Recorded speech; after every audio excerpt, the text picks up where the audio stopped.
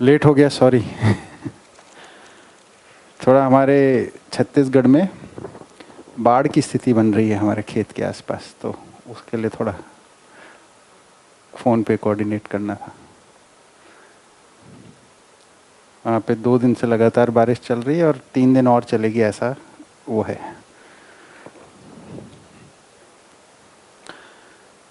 ठीक है, तो अभी क्या पठन हुआ?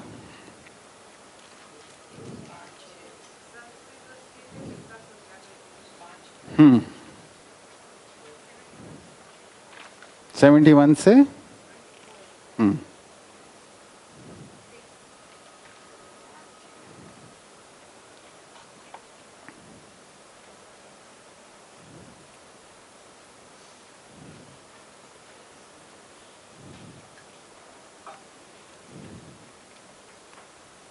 तो इस पे तो अपनी बात थोड़ी सी हुई थी कल, है ना?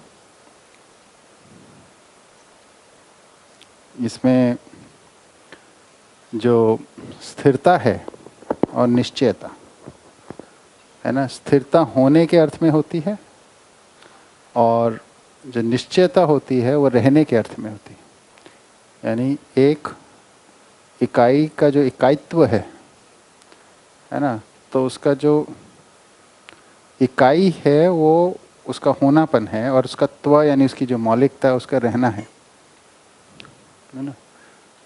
तो अस्तित्व को अगर संपूर्ण में देखते हैं तो अस्तित्व है और सदा सदा रहेगा, है ना, अविनाशी इसलिए कहते हैं उसको। तो ये उसकी स्थिरता है ना। और जागृति निश्चित है ना, यानी आचरण जो है उसके रूप में जो परम स्थिति है वो जागृति की है, वो निश्चित है। वो कहाँ देखने को मिलती है? जहाँ पे चारों अवस्थाएं प्रकट हो जाती हैं, उधर ये देखने को मिलता है। तो आचरण के रूप में जागृति है ना, निश्चित आचरण के रूप में जागृति परम स्थिति है, इसलिए उसको आचरण पूर्णता भी बोला है। और होने के रूप में है ना, तो जो इतनी सारी यथास्थितियां हैं, परमाणु, परमाणु से अणु, अणु से अणुरचित रचनाएं, अणुरचित रचनाओं से धरती, धरती से पे होने वाली 4 अवस्थाएं, 4 अवस्था में चौथी अवस्था ज्ञानावस्था में जो मानव है उसकी जागृति फिर निश्चित है आचरण के रूप में। ये व्यवस्था का स्वरूप है ना। तो स्थिरता और निश्चयता ये 2 मुद्दे हैं। स्थिरता उसके होने के स्वरूप का, उसके स्ट्रक्चर की बात है, और वो जैसा स्ट्रक्चर है वो स्टेबल स्ट्रक्चर है, और स्टेबल स्ट्रक्चर के आधार पे उसका निश्चित आचरण है। ये मूल बात है इसमें समझने की। ठीक है, तो इसमें कोई स्पष्टीकरण की जरूरत हो? हाँ बताइए।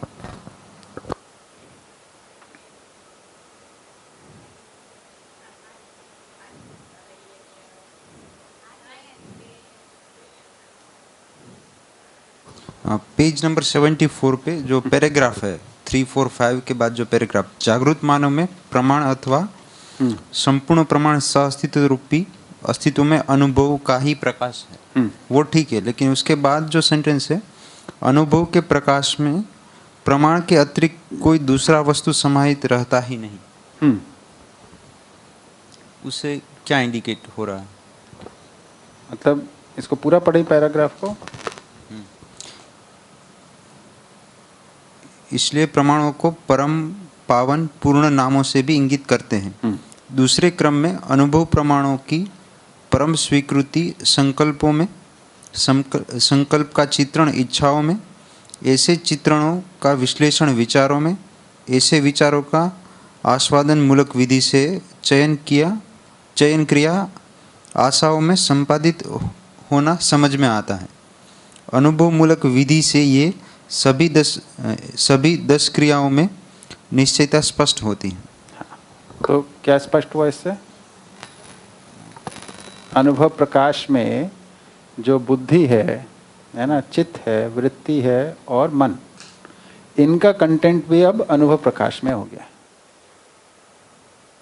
है ना। अब कोई ऊट पटांग चीजें नहीं आएंगी, है ना। जो जैसे अभी की स्थिति में अनुभव के अभाव में हमारे को ध्यान देना पड़ता है, अपने को श्रम पूर्वक नियंत्रित करना पड़ता है, विचारों को, इच्छाओं को, है ना।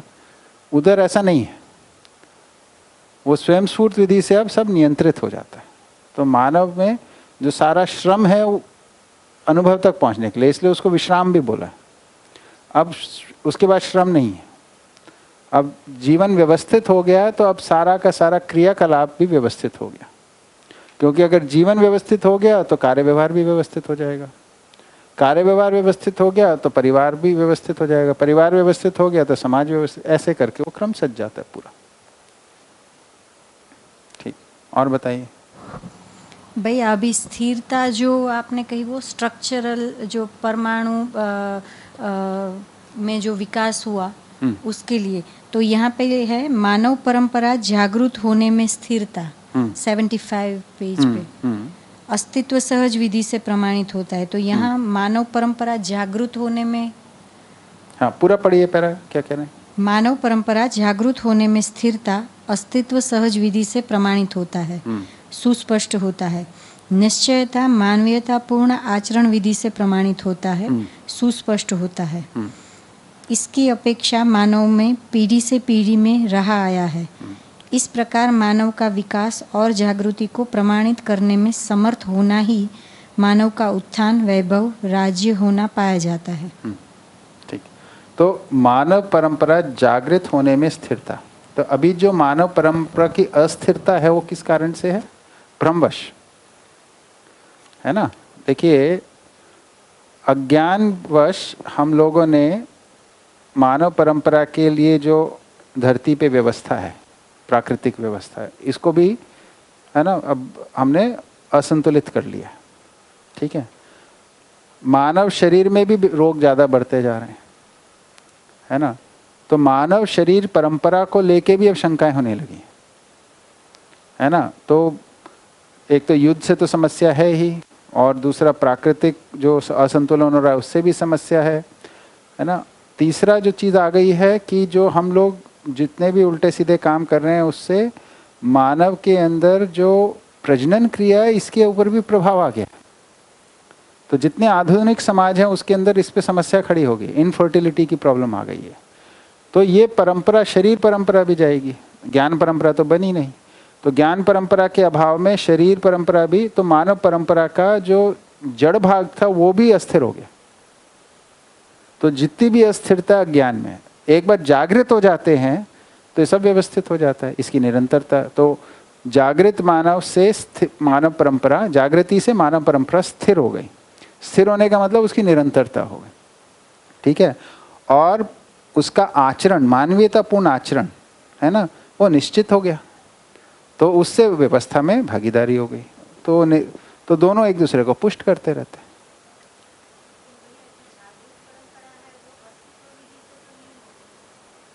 अस्तित्व, देखिए अस्तित्व का मतलब क्या? होने से। पानी का अस्तित्व है कि नहीं है? है।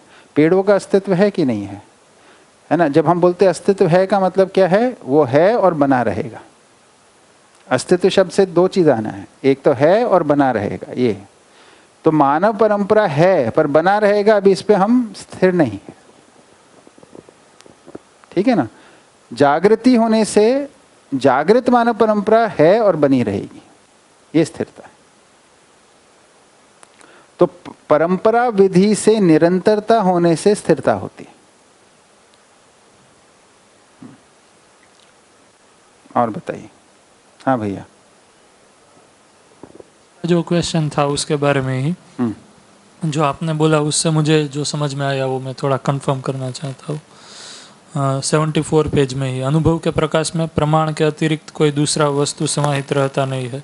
उसको हम ऐसे भी समझ सकते हैं कि जब अनुभव हो जाता है तो अनुभव है वो स्थिति क्रिया और उसका गति है वो प्रामाणिकता के रूप में दिखता है। तो जब हम अनुभव मूलक जीते हैं तो हर एक एक्शन है उसमें वो प्रामाणिकता के साथ जीता है, प्रमाण में दिखता है, ऐसा कहना चाहते हैं। हाँ, तो उसमें भैया क्या है कि देखिए, आत्मा के स्तर पे ही अनुभव प्रत्यावर्तन क्रिया है और प्रमाण परावर्तन क्रिया है ना। है या आत्मा में। तो अनुभव प्रकाश का मतलब यही है कि जब प्रत्यावर्तन पूर्वक अनुभव हो गया तो आत्मा की तृप्ति हो गई, वो प्रमाण के रूप में अब वो बुद्धि, चित्त, है ना, वृत्ति और मन, इन सब उसके अनुगामी, आत्मानुगामी हो जाते हैं। ये आत्मानुगामी होने से उसमें कोई भी अब अव्यवस्थित वस्तु नहीं आती, इसका आशय है। तो प्रमाणिकता और प्रमाण क्रिया ये दो अलग चीज़ें। प्रामाणिकता जीने में एक दिखती है, तो प्रमाण जो है अनुभव हो गया तो जीवन में एक उत्सव हो जाता है, जो वो प्रमाण के रूप में, जो हम बोल रहे हैं ना परम आनंद, वो परम आनंद से भरा हुआ प्रमाण ही है कि मैं, उसको स्वस्वरूप ज्ञान हो गया है, सहअस्तित्व दर्शन ज्ञान हो गया है। अब इससे अप्लावित आत्मा, इसमें आनंदित आत्मा जो है, उसके अनुरूप हो जाती है बुद्धि, बुद्धि के अनुरूप हो जाता है चित्त, चित्त के अनुरूप हो जाता है वृत्ति, और वृत्ति के अनुरूप हो गया मन। अब ये सब आत्मानुगामी विधि से चलते हैं। इससे पहले क्या है, शरीर के प्रभाव में चल रहे थे। क्या? मन, वृत्ति और चित्त। बुद्धि तो जागृत नहीं है, आत्मा जागृत नहीं है, तो वो शांत रहते हैं। तो ऐसा जीवन में अब तो आशा, विचार, इच्छा जो हैं, मन, वृत्ति और चित्त की जो शक्तियाँ हैं, ये सब मतलब अव्यवस्थित में विधि से चलती रहती हैं, क्योंकि शरीर के प्रभाव में। आत्मा में अनुभव होने से वो सब आत्मानुगामी हो गई, है ना। तो ये जीवन में संगीत हो गया। जीवन में जो 5 अक्षय बल, अक्षय शक्तियां हैं, इनके अंदर संगीत हो गया। ये संगीत होने से उसके अंदर आनंद, है ना, संतोष, शांति और सुख, ये उसमें समाहित हो गए, मतलब उसमें अनुभूत हो गए उसमें। अब इसको व्यक्त करने के रूप में वो, कि जीवन की जो खुशहाली है, इसको व्यक्त करने के लिए जीता है। अब जीने में जो प्रामाणिकता आती है, प्रामाणिकता क्या है, वो दूसरों के लिए जो प्रमाण को प्रस्तुत करता है। जीने में जो प्रामाणिकता के साथ जीता है, यानी प्रमाणों के आधार पे जीने लगा है। अब इसको देख के दूसरे लोग को लगता है कि हाँ, इसका आचरण तो निश्चित है, ये तो स्थिर व्यक्ति है ना, तो इसके आधार पे उससे प्रेरित होते हैं। उससे प्रेरित होते हैं तो उसके साथ जीने के लिए, उससे प्रेरणा पाने के लिए, शिक्षा पाने के लिए लगते हैं, तो उससे उसका प्रभाव बनता है ना। तो उसका जो प्रभाव बनता है, उसमें समाधान प्रमाणित होना शुरू हो गया। जीने में समाधान प्रमाणित होता है, तो जीवन के अंदर अब फिर सुख का प्रत्यावर्तन होता है। एक हुआ अनुभूति से, जीवन सुखी हो गया। अब उस सुख को व्यक्त करने गए, सुख को व्यक्त किया, उसका रिजल्ट आया, उस रिजल्ट का प्रत्यावर्तन हुआ, पुनः सुख हुआ। एक सुख का परावर्तन हो रहा है, एक सुख का प्रत्यावर्तन हो रहा है। ये पहले मन तक आता है, फिर वृत्ति तक आता है, फिर चित्त तक आता है। तो इसमें जो प्रत्यावर्तन विधि से मन और वृत्ति के बीच में सुख होता है, वृत्ति और चित्त के बीच में शांति होती है, चित्त और बुद्धि के बीच में संतोष, और बुद्धि और आत्मा के बीच में आनंद। ये सुख का, और ये कैसे होता है, समाधान से सुख, समृद्धि से शांति, अभय से प्रत्यावर्तन पूर्वक संतोष, और सहअस्तित्व से प्रत्यावर्तन पूर्वक आनंद। ये जीवन का पूरा क्रियाकलाप है। ये कैसे समझ में आता है कि जब गठन पूर्णता हुई थी, तो जीवन के अंदर जो उसका गठन था वो पूर्ण हो गया, उसका स्ट्रक्चरल कंटिन्यूटी हो गई, है ना, उसके गठन की निरंतरता। तो जीवन इकाई में एक परिवर्तन हुआ गुणात्मक, उसकी मतलब मात्रात्मक स्थिरता हो गई। जब क्रिया पूर्णता हुई तो जीवन के अंदर सभी क्रियाएं सक्रिय हो गई, है ना, उसमें अनुभव हो गया तो 10 क्रियाएं चालू हो गई। आचरण पूर्णता में जीवन में क्या परिवर्तन हुआ, तो आचरण पूर्णता में सुख का प्रत्यावर्तन पूर्वक अनुभूतियां होती, इसलिए इनको अनुभूति का है। ठीक है, तो समाधान प्रमाणित करने से सुख की अनुभूति, समृद्धि को प्रमाणित करने से शांति की अनुभूति, है ना। ये सब ज्ञान स्वरूप में तो पहले कर ही चुके अनुभव, अनुभव के बाद जीने में प्रमाणित करने से उसकी पुनः अनुभूतियां हो रही हैं। ये आचरण पूर्णता के रूप में, फिर इसकी निरंतरता। ये आचरण पूर्णता में जीवन में क्वालिटेटिव क्या परिवर्तन हुआ उसकी बात है। ठीक है, तो प्रामाणिकता उसके लिए चाहिए, और प्रमाण जब एक बार अनुभूत हो गए, अनुभव हो गया, अनुभव होने के बाद जीवन में जो खुशहाली से भर गया, आत्मा अपने स्वस्वरूप को पहचान के खुशहाली से भर गई, है ना, वो खुशहाली का प्रभाव बनता है, उसी को अनुभव प्रकाश कहते हैं। वो उसका नाम प्रमाण है। प्रमाण क्रिया है, ये जीवन में ही है, जीवन में आत्मा में है ना। अनुभव प्रमाण, क्योंकि एक प्रश्न बना एक टाइम पे कि अनुभव तो समझ में आता है, वो स्वस्वरूप को देख लेता है, अपने को सत्ता में संपृक्त के रूप में देख लिया। प्रमाण क्रिया क्या है? जो उसको व्यक्त करना है, तो इससे जो उसमें तृप्ति होती है, उस तृप्ति के साथ भरा रहता है वो, उस तृप्ति के साथ मतलब उत्सवित हो गया, वही और शब्द बनता नहीं है, आनंदित हो गया, परम आनंद हो गया, कुछ भी कैसे ऐसा, उसको फिर व्यक्त करने जाता है, व्यक्त करता है जीने में। तो वो अंदर से तो व्यवस्थित हो गया जीवन, पर अभ्यास बने हुए हैं पहले के, उन अभ्यासों को व्यवस्थित करने में समय लगता है ना।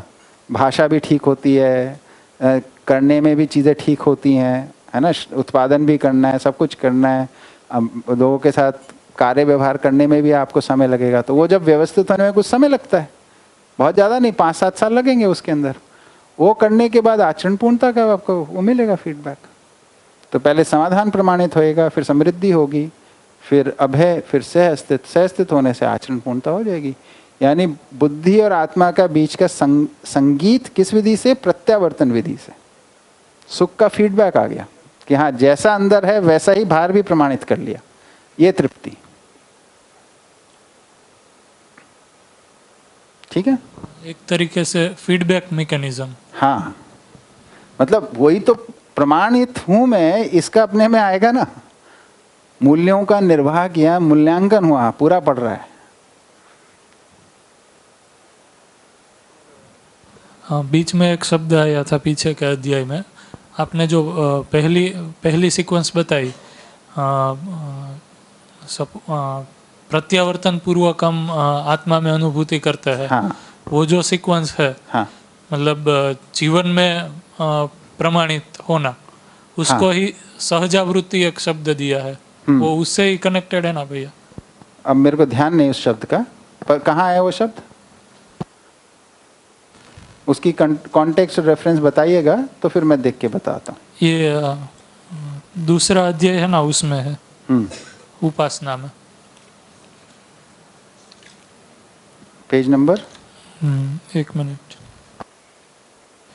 पेज नंबर 46 में है, और दूसरी जगह भी है 52 में। 46 में यहाँ पे सहअस्तित्व में अनुक्षण वीक्षण वृत्ति से ही सहजावृत्ति होती है।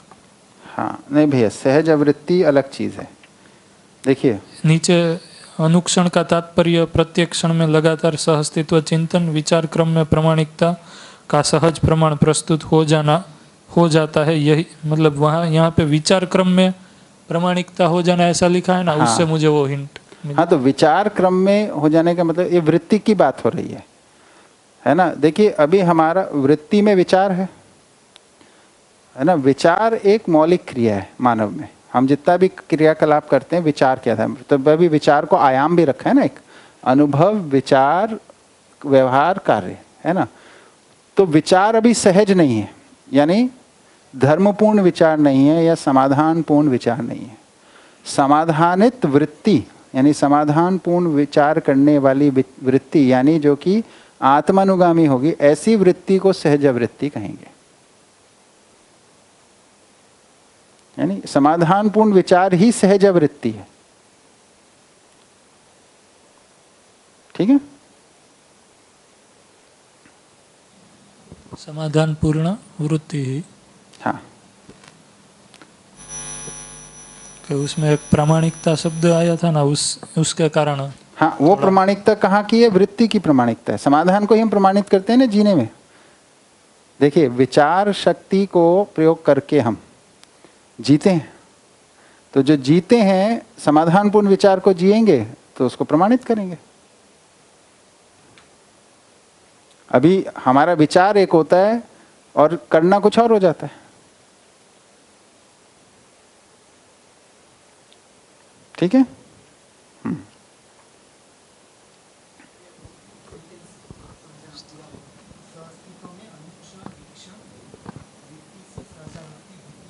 तो अनुक्षण वृक्षण का क्या अर्थ है?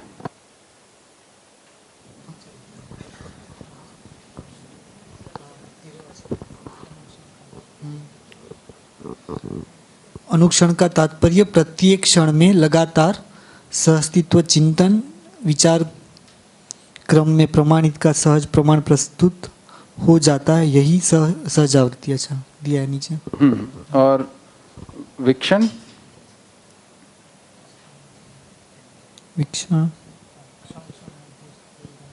क्षण क्षण मध्यस्थ व्यवधान का तिरोभाव ही अनुक्षण वीक्षण वृत्ति है।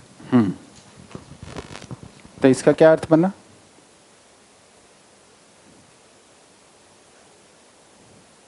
व्यवधान का भी मीनिंग देखना पड़ेगा। हाँ तो वही क्या अभी क्या हुआ, ये अभी नज़र के सामने आया और स्पष्ट नहीं हुआ तो पूछ लिया। इसमें क्या करना है? अभी नज़र के सामने आया, पहले अपना शोध करना है क्या अर्थ बनता है, उसके बाद नहीं समझ में आता तो पूछना है। ठीक है?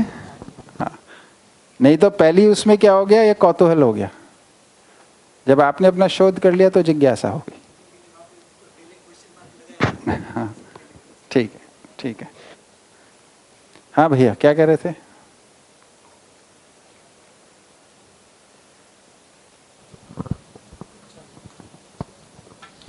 ये स्थिरता और निश्चितता पे, स्थिर और निश्चित के ऊपर प्रश्न था कि हमने कहा कि अस्तित्व स्थिर है। इट मीन्स जो भी हमने स्ट्रक्चर की बात की, मीन्स जो और उसमें हमने कहा है कि विकास और जागृति निश्चित है। इसका मतलब जो भी क्रियाकलाप हो रहा है वो निश्चित होने के लिए हो रहा है। अस्तित्व तो स्थिर है ही, जिसमें इसका मतलब परमाणु का होना या फिर चारों अवस्था का होना, धरती का होना, वो सब स्थिर है।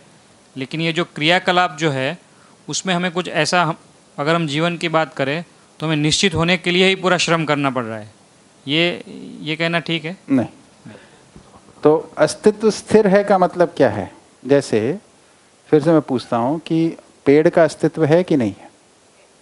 पेड़ का अस्तित्व क्या मतलब है इसका? पेड़ है और पेड़ बना रहेगा। क्या पेड़ बना रहेगा मतलब परंपरा विधि से बना रहेगा, यानी नीम का पेड़ हमेशा धरती पे उपलब्ध रहेगा परंपरा विधि से। ठीक है? ऐसे ही मैं पूछूं पानी है क्या? पानी का अस्तित्व है? पानी है और पानी परंपरा विधि से बना रहेगा। मानव है ना? तो मानव है और बना रहेगा, जागृति बात हो जाएगी। अगर मानव परंपरा जागृत हो जाएगी तो ये भी हो गया। तो अस्तित्व स्थिर मतलब प्रकृति के अंदर मानव को छोड़ दीजिए अभी, तो सारी चीज़ें स्थिर हैं परंपरा विधि से। ठीक है? और क्योंकि स्थिर हैं इसलिए उन सबका आचरण भी निश्चित है। स्थिरता के आधार पे उनका आचरण भी निश्चित है। अब मानव के अंदर जागृति निश्चित है ना? क्या मतलब है इसका? कि मानवत्व में जब जीता है तो जागृति पूर्ण आचरण करता है ना? तो मानव अपने जो ज्ञान अवस्था का काम ही है ज्ञान संपन्न होके जीना, तो मानव मानवत्व को पहचान के जीने लगे, है ना? ये सब करने से मानव परंपरा भी उस रूप में स्थिर और निश्चित हो गई। इतना ही है। बाकी प्रकृति में सब निश्चित ही है, उसी आधार पे तो प्रकृति का संतुलन है ना? निश्चितता के आधार पर ही स्थिरता बनती है कि दोनों ही कह सकते हैं। देखिए पहले स्ट्रक्चर होगा, दो अंशों का परमाणु का गठन हुआ, जैसे ही वो गठन होता है उसका आचरण हाइड्रोजन के जैसे होने लगता है, निश्चित आचरण है। वही 4 अंशों का हो जाए यानी हीलियम हो गया, तो अब वो हीलियम का आचरण करने लगता है। तो स्ट्रक्चर से यानी जो उसकी फॉर्मेशन है, फॉर्मेशन से आचरण जड़ में, है ना? तो जैसा स्ट्रक्चर वैसा आचरण, जैसा गठन वैसा आचरण। तो गठन की स्थिरता है उसकी। कैसे स्थिरता है? परंपरा बनी हुई है उस गठन की बनने की, है ना? किसी एक परमाणु को लेंगे तो हो सकता है 1000 साल के बाद वो विखंडित हो जाए, है ना? लेकिन उस 1000 साल में कई बार परमाणु बन चुका है हाइड्रोजन का, है ना? तो ये जो चीज़ है इसको बोल रहे हैं कि परंपरा विधि से हाइड्रोजन का अस्तित्व है। ठीक है ना? सदा सदा उपलब्ध रहता है। ये उपलब्ध रहने से हाइड्रोजन के गुण सदा सदा उपलब्ध रहते हैं। उससे व्यवस्था में जो हाइड्रोजन के गुण का योगदान है वो सदा सदा उपलब्ध रहता है, इसलिए व्यवस्था बनी रहती है, व्यवस्था स्थिर रहती है। ठीक है ना? ये इसका बेसिकली सिग्निफिकेंस है। और ये अगर ऐसा, और ये जो योगदान हो रहा है उसके आचरण से ही हो रहा है, तो उसका आचरण निश्चित ही है ना। हाइड्रोजन का जो क्रियाकलाप है वो उसका एक अंश केंद्र में है, दूसरा घूम रहा है, ये इसका निश्चित क्रियाकलाप है एक सेट पैटर्न में। इसलिए हाइड्रोजन की प्रॉपर्टीज, चाहे वो इंडिया में हाइड्रोजन या अमेरिका में हो, चाहे कहीं पे भी हो, चाहे चंद्रमा पे हो, चाहे कहीं भी हो, तो उसकी प्रॉपर्टीज तो एक ही है, ये आचरण निश्चित है उसका, ठीक है ना। तो इस निश्चित आचरण होने की वजह से उसका योगदान निश्चित है, इसलिए व्यवस्था स्थिर है, ठीक है। तो मूल में भी व्यवस्था है, क्रियाकलाप भी व्यवस्थित है और रिजल्ट भी व्यवस्था है। व्यवस्थित होने की वजह से ही तो व्यवस्था में से के लिए, ऐसी सहअस्तित्व में से के लिए, सहअस्तित्व ही कारण है, सहअस्तित्व ही प्रक्रिया है और सहअस्तित्व ही उपलब्धि है, ठीक है। तो अस्तित्व स्थिर है, ये किस लिए बोल रहे हैं ये हमारे को समझना है। कई बार बहुत शंका होती है, जैसे विज्ञान एक बोलता है कि ये तो सब अरेंजमेंट्स हैं, ये कभी भी बिगड़ सकता है, एक बैलेंस है, बहुत डेलिकेट बैलेंस है, ऐसा हम सोचते हैं। तो इसको बिगाड़ने का एक ही कारण है इस डेलिकेट बैलेंस को, वो है मानव, ना समझ मानव, और कोई कारण नहीं है। प्रकृति तो इसी को पुष्ट करने में लगी हुई, इससे कॉन्फिडेंस आता है कि प्रकृति तो हमारे लिए एक बैलेंस के रूप में उपलब्ध है, हम ही को सुधरना है बस। हम सुधर जाते हैं तो ये पूर्ण हो जाता है, हम तृप्त हो जाते हैं, धरती तृप्त हो जाती है, ये मूल मुद्दा है। इसलिए अस्तित्व स्थिर है, जागृति निश्चित है, ठीक।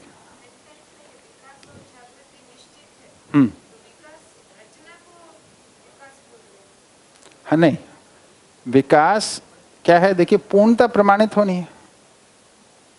सहअस्तित्व, सहअस्तित्व में विकास क्रम विकास, जागृति क्रम जागृति, ये मतलब पूरा सिद्धांत है ना, कि सहअस्तित्व मूल का महाकारण है, उस महाकारण के कारण विकास क्रम के आधार पे सब भौतिक रासायनिक क्रिया है ना, विकास क्रम के फलन के कारण विकास, यानी परमाणु में विकास है ना। परमाणु जड़ अवस्था में जितना क्रियाकलाप कर सकता है वो विकास क्रम, यानी पदार्थ अवस्था प्राणावस्था का पूरा क्रियाकलाप हो गया, उसमें आ गया।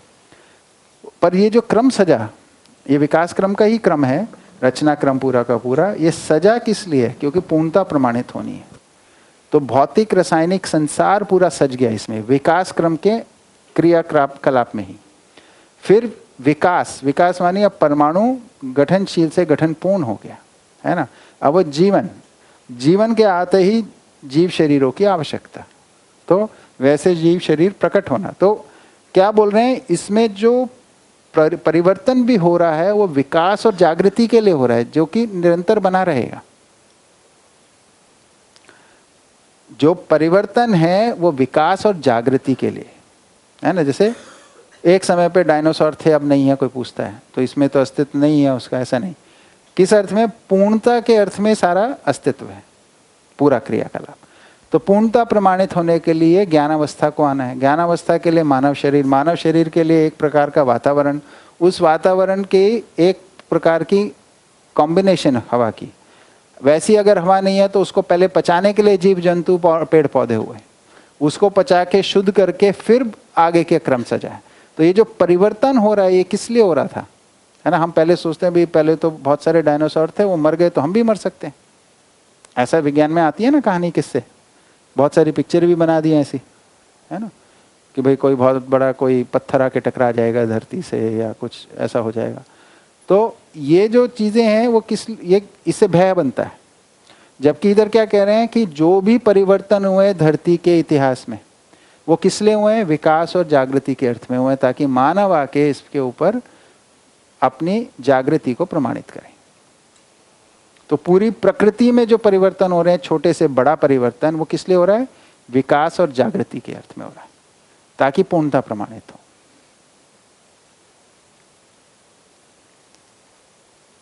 है ना। तो फिर भय से मुक्त होते हैं ना, नहीं तो प्राकृतिक भय बना रहता है कि अरे कोई कॉमेट आके टकरा गया। तो अभी जुपिटर पे था, थोड़ा निशाना चुकता तो धरती पे टकरा जाता, जैसे कोई बैठ के निशाना लगा रहा हो धरती की ऐसी व्यवस्था है कि 4-5 तो इसके कवच हैं, है ना। जैसे सबसे ज्यादा जो प्रहार होता है धरती पे वो सूर्य से हो रहा है। सूर्य से जो प्लाज्मा आता है वो सबसे ज्यादा मतलब वो है। उसके लिए 3-4 कवच हैं धरती में, 250-300 किलोमीटर से लेके फिर 2500-3000 किलोमीटर की दूरी तक, है ना। वैन हेलन बेल्ट कहते हैं इन्हें, है ना, जो रेडिएशन को ब्लॉक करते हैं। तो उसके बाहर अगर कोई चीज़ चले गई ना 2500 किलोमीटर के आगे, तो आप कितने भी बड़े अंतरिक्ष यान में हो, वो कोई प्राण रचना नहीं बच सकती, क्योंकि उधर इतनी रेडिएशन है सूर्य के प्रभाव में, है ना। पर धरती का कवच ऐसा बना हुआ है कि वो धरती के अंदर नहीं आता है। दूसरा, जो चंद्रमा धरती के आसपास घूम रहा है, कोई भी वस्तु धरती की तरफ आएगी, चंद्रमा उसको डिफ्लेक्ट कर लेगा। ये मैं वैज्ञानिक बातें बता रहा हूं आपको। तो धरती की व्यवस्था बहुत सुदृढ़ है। ऐसा नहीं है कि ये कोई भी बाय मिस्टेक कुछ भी आके टकरा जाएगा। आदमी है इसको नष्ट करने वाला, और कोई नहीं है, वो भी भ्रमित आदमी। तो भ्रम का इलाज तो हमें मिल गया, इसको पूरा कर लेते हैं जल्दी से, है ना। भ्रम से मुक्त हो गए तो धरती शाश्वत हो गई। ठीक है, बताइए।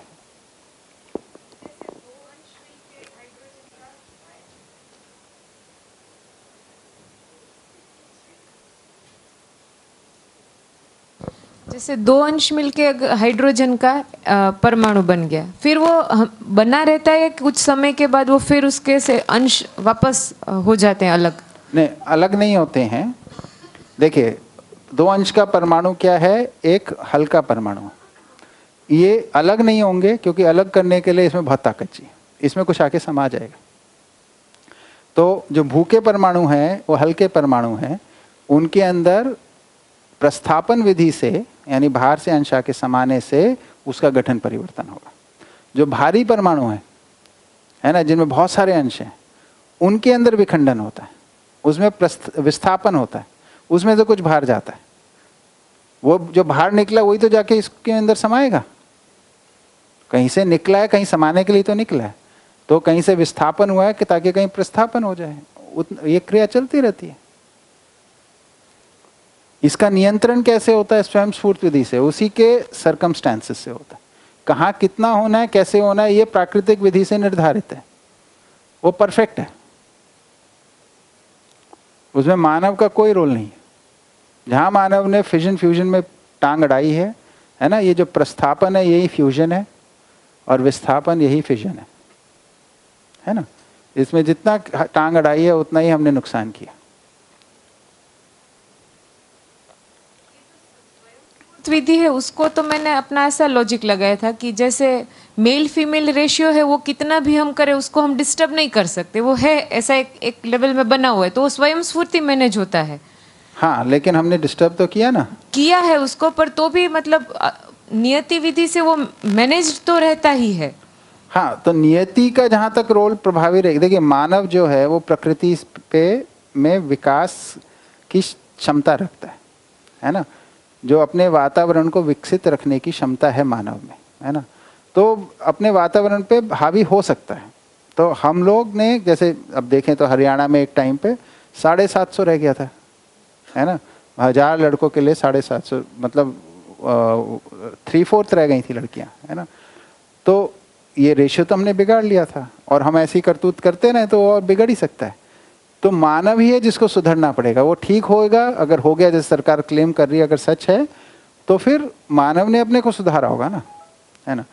तो प्राकृतिक विधि से तो चीजें नियंत्रण और संतुलन की तरफ ही हैं, ये समझने की बात है, क्योंकि सब कुछ नियम में आधारित है ना। तो ये भी विज्ञान में स्टडी हो गई है कि जैसे किसी कारण से अगर किसी जगह पे असंतुलन हो जाता है, वो धीरे धीरे उसी में कारण बन के वो संतुलित हो जाता है। जैसे इस धरती पे कभी भी पॉपुलेशन जो है एक सीमा से अधिक नहीं बढ़ सकती, क्योंकि वो बढ़ने जाएगी तो उसको संतुलित करने के फैक्टर्स प्रकृति में बने हुए हैं, वो अपने आप ही नियंत्रित हो जाएगी, है ना। इस धरती की जो पॉपुलेशन होल्ड करने की कैपेसिटी है वो है 100 करोड़ के आसपास, नहीं 100 नहीं, कितना, 1000 करोड़ के आसपास, 1000 करोड़ के आसपास। वो ऑप्टिमम है, ऑप्टिमम से कुछ तो आगे जा ही सकता है ना। तो ये जो संतुलन है स्वयं स्फूर्त विधि से, इसका मतलब क्या है? देखिए जैसे गर्मी होती है ना, ज़्यादा गर्मी होती है तो फिर बारिश हो जाती है। ये कैसे हुआ? तो पता चला तापमान बढ़ने से उधर प्रेशर लो हुआ, पास में समुद्र से कहीं पे से वो हवा आ गई इधर बरसने के लिए। इसमें किसी ने कुछ नहीं किया, ये अपने आप ही फिजिकल केमिकल रिएक्शंस के बेसिस पे ये हो जाता है। जहाँ जंगल होता है वहाँ बारिश होती है। क्यों होता है? क्योंकि उसका जंगल का जो प्रभाव बनता है एटमॉस्फेयर के अंदर, वो बादल को अट्रैक्ट करता है। ठीक है, बस हमें ये पहचानने की जरूरत है। इसको पहचानने जाएंगे तो जंगल का संरक्षण करेंगे, जंगल का संरक्षण करेंगे तो जो क्लाइमेट चेंज का भी जो समस्या आ रही है उससे मुक्त हो जाएंगे। ठीक है ना। तो हमें प्रकृति को ठीक नहीं करना है, हमें प्रकृति के अंदर बदमाशी करना रोकना है, अपराध को रोकना है बेसिकली। मेरी बिटिया दृष्टा वो 5th या 6th में थी, उस वक्त उससे एक बार बात हो रही थी। तो उस जमाने पे, उस टाइम पे भी ना कुछ ये बात आई थी कि गंगा की सफाई की, गंगा जी की सफाई तो कई बार हो ही चुकी है ना। तो उस वक्त भी कुछ बात चल रही थी, कुछ न्यूज़ में आया था। तो कुछ चर्चा करते करते वो अचानक ही बोली, पापा लेकिन अगर हम गंदगी करना बंद कर दें तो एक मानसून में साफ हो जाएगी। तो 10 साल के बच्चे को ये समझ में आता है क्या प्रॉब्लम है। हम गंदा करना बंद नहीं कर रहे हैं, उसको हम यथावत बनाए रखना चाहते हैं और सफाई करना चाहते हैं।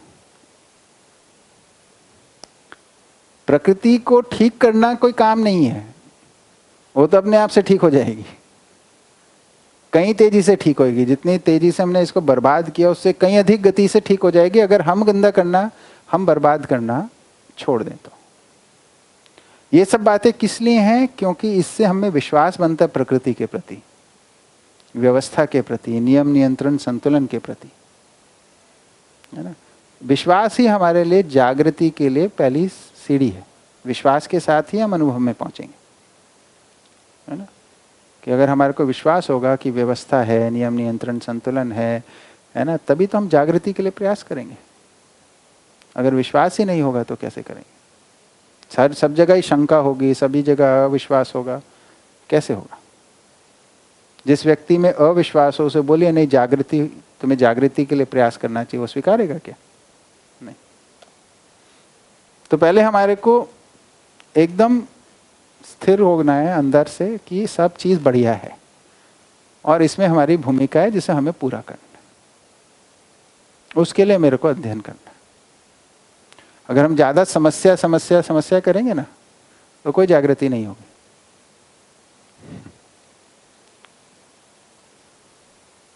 ठीक है, चलिए आगे और बताइए। हाँ, ये अस्तित्व स्थिर है इसको मैं समझ पा रही हूँ, पर जागृति निश्चित है उसको मैं देख ही नहीं पा रही। मतलब उसको समझने के लिए उसका जो नहीं, मैं उसको तो अस्तित्व स्थिर है, जागृति निश्चित है, इससे अभी आप क्या समझते हो? फिर मैं बताता हूँ उसमें क्या छूट गया। जैसे कि अस्तित्व स्थिर है मतलब कि है और वो बना रहता है, उसका परंपरा है। पर जागृति की परंपरा उसको भी मैं नहीं देख पा रही। हाँ, तो देखिए मानव है ना, मानव बना रहना चाहता है कि नहीं, है ना। तो मानव अपनी परंपरा को बनाए रखना चाहता है, ये हमारे में कामना है ही। तो और इसको अगर हम कर लेंगे तो फिर जागृति भी निश्चित हो जाएगी। मतलब मानव परंपरा जागृत होने से मानव परंपरा की स्थिरता हो गई। ठीक है, मानव परंपरा की स्थिरता होने से यानी उसमें शिक्षा संस्कार व्यवस्था स्थापित हो गई, यानी जो भी बालक अब या संतान जन्म लेगी उसको शिक्षा पूर्वक जागृति प्राप्त हो जाएगी। तो अब जागृत निश्चित हो गई कि नहीं हो गई, है ना।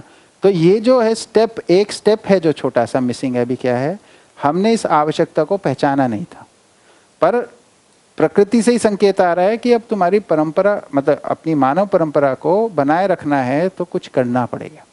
करने के लिए क्या है? अपने को ही सुधारना है। अपने को सुधारने के लिए शिक्षा यानी ज्ञान संपन्न होना, यानी अनुभव में जाना, जागृत होना, ये मूल मैसेज है। तो ये प्रावधान है। और देखिए आप सोचिए ना, जब तक मतलब नागराज जी नहीं आए थे उससे पहले भी ये पीड़ा थी, पर कोई हमारे पास समाधान नहीं था। फिर वो उन्होंने जो अनुसंधान किया वो तो निमित्त हैं, वो होते या कोई और होता है। तो प्रकृति ने एक व्यक्ति को कर दिया ना तैयार, उसके लिए उसको समझाने वाला कोई नहीं है ना। कोई ऐसा व्यक्ति हो गया जिसने अपने श्रम से प्राकृतिक व्यवस्था को समझ के जागृति है इसको पा लिया। हमारे पास तो सूचना आ गई है ना। अब हमारे पास सूचना भी है, अध्ययन की प्रक्रिया भी है ना, और हमारे पास साथ देने वाले इतने सारे लोग भी हैं। तो ये तो अब कहीं सहज हो गया, ठीक। तो अब तो ये होना ही है। तो इससे क्या पता चला? इससे पता चला कि मानव परंपरा की कोई भी स्थिति हो, मतलब हमने हजारों साल धरती पे अपराध गलती किया है, उसके बावजूद भी आज भी ये संभावना बन गई है कि अब मानव जाति जागृत हो जाएगी, यानी मानव परंपरा की अक्षुण्णता हो जाएगी। तो जागृति निश्चित हुई कि नहीं?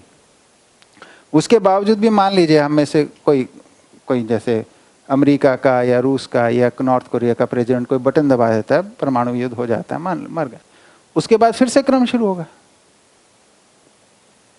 फिर ऐसे ही सजेगी धरती, है ना। ये धरती में टाइम लगेगा तो कोई और धरती सज जाएगी। मान लीजिए मंगल शुरू हो गया, है ना, तो यहाँ के जीवन वहां पहुंच जाएंगे, फिर उधर चलने शुरू हो जाएंगे।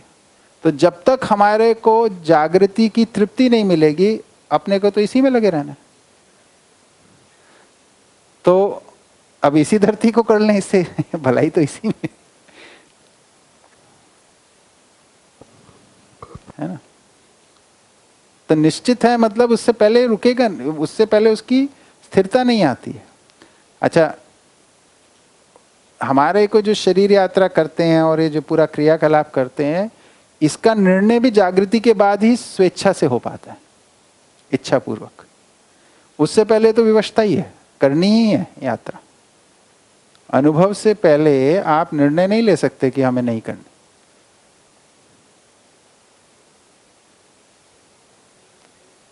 तो ये लगे ही रहना है, करते ही रहना है जब तक जागृत नहीं हो जाएंगे। जागृति है।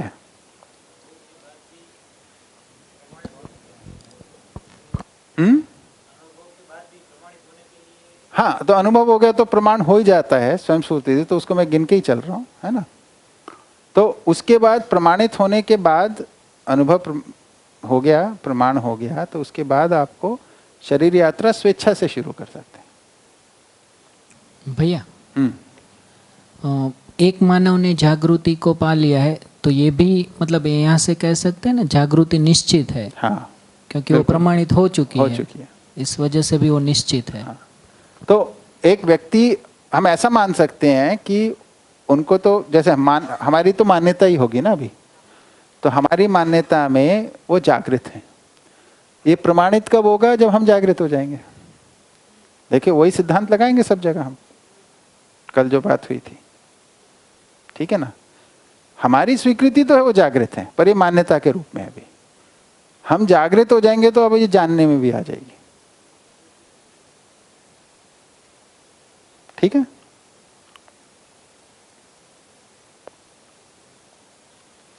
दीदी आप कुछ कहना चाह रहे थे? हाँ बताइए।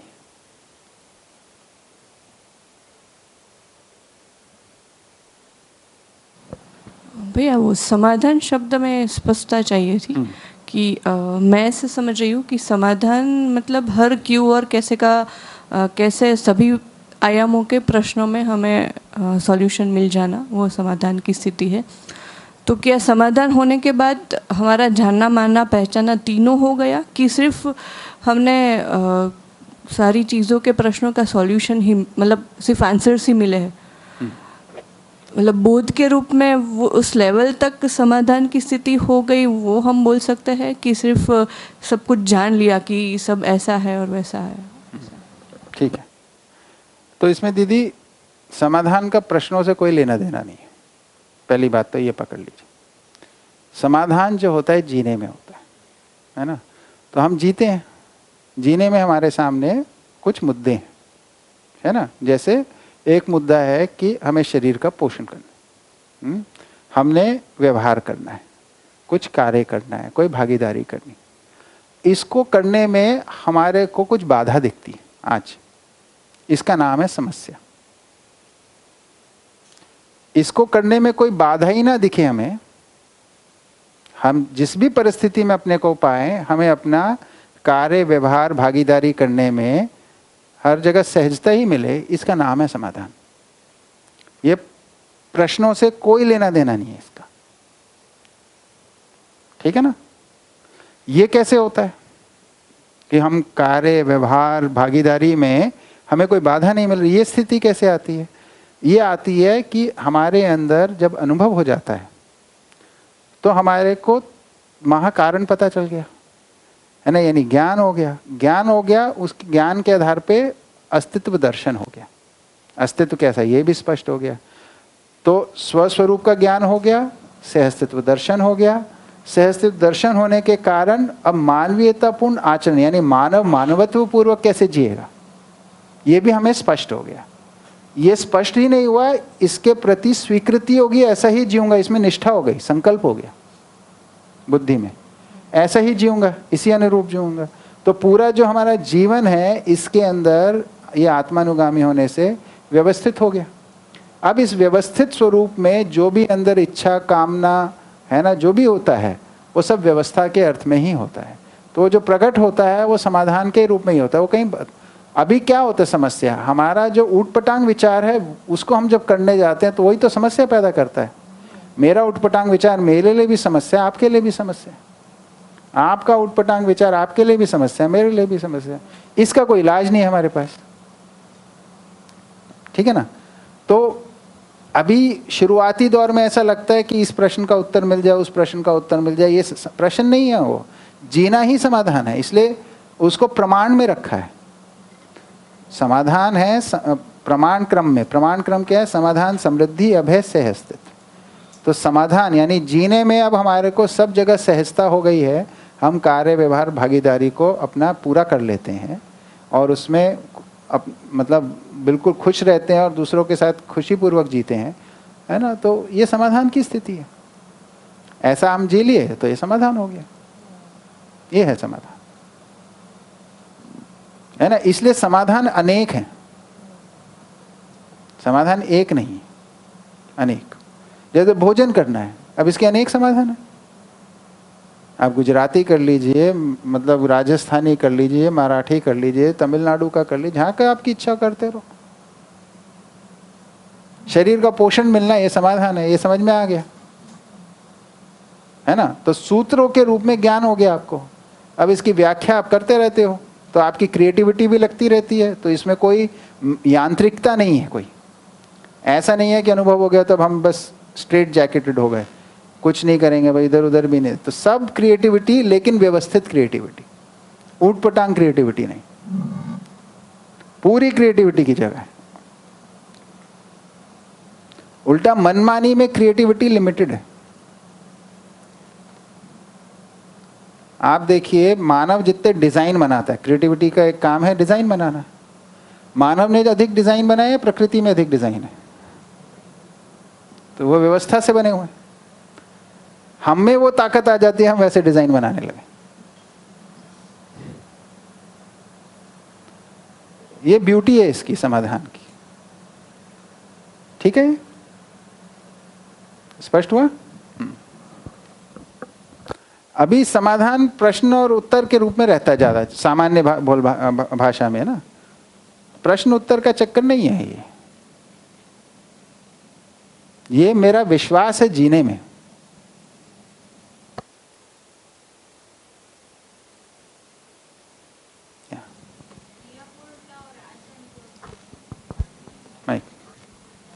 भैया एक मिनट, दीदी पूछ रही है उसके अनुसार। हाँ, उसकी कंटिन्यूटी। हाँ बताइए। मतलब परिभाषा में ऐसा लिखा हुआ है कि हर दिशा और कोण में क्यों और कैसे का उत्तर। हाँ, इसीलिए शायद वो ऐसा समाधान लगता का है। आंसर प्रश्न। हाँ, कोण और दिशा पढ़े ना अभी। क्या आया उसमें, क्या समझ में आया? कोई भी इकाई है उसको अनंत कोण से हम देख सकते हैं। ये तो फिजिकल कोण हो गया, दो तरीके से कोण की बात आई है और दो तरीके से ही दिशा की बात है। दिशा की बात वो भी बोला है 6 और ये भी दिशा है, सूर्य को रख के रखोगे तो वो भी एक दिशा है। फिर अस्तित्व में विकास और ह्रास दिशा है, ठीक है ना। ऐसे कोण भी हमारे जीने में कोण है, आयाम है ना। इस तरीके से देखना इन चीजों को। तो बेसिकली देखिए 4 आयाम में मानव जीता है, अनुभव, विचार, व्यवहार और कार्य। इन चारों में एक रूपता हो जाना ही समाधान है।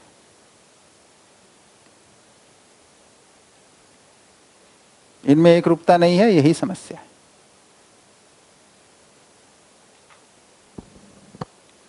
तो हमारे अंदर हमारे जीवन की कुछ ताकत है जिसको हम अभी प्रयोग नहीं कर रहे। वो 5.5 क्रिया, उसका प्रयोग ना होने पर वजह से हम शरीरगत गतिविधि को ही सब कुछ मान लिए, इसी को परम मान के जी रहे हैं। इसलिए उसमें समस्या से एक समस्या से दूसरी समस्या में फंसते रहते हैं, क्योंकि इसमें हमारी तृप्ति की संभावना ही नहीं है। जैसे ही हम बाकी अध्ययन पूर्वक उन मुद्दों में जागृत होने लगते हैं कि ज्ञान भी कोई वस्तु है और ज्ञान से ही मैं तृप्त होता हूँ और ज्ञान पूर्वक सुखी होकर मैं जब जीता हूँ तो समाधानित होता हूँ, तो वो क्रम सज जाता है। ठीक है। सभी हम शिविर में कहते हैं कि कोई भी रेडीमेड सॉल्यूशन नहीं है क्वेश्चन का, वो क्वेश्चन ही ना रहे उस तरीके से जीने का विधि है। हाँ, तभी समाधान पूर्वक जी पाए। वो लंच से पहले बात हुई थी। क्या मतलब है उस बात का, है ना। अभी हम भाई बोले कि समाधान, अभी हमारे बच्चे को कोई परेशानी होगी, मान लीजिए फेल हो गया, अब हमारे को समाधान चाहिए, है ना। तो अभी हम जब जा रहे थे नीचे तो भैया वगैरह हम लोग बात कर रहे थे कि देखिए हम लोग अभी जो सिस्टम का अनुकरण कर रहे हैं वो अमेरिका में जो चल रहा है उसी का अनुकरण कर रहे हैं, है ना। तो उधर अभी बड़ी समस्या हो गई है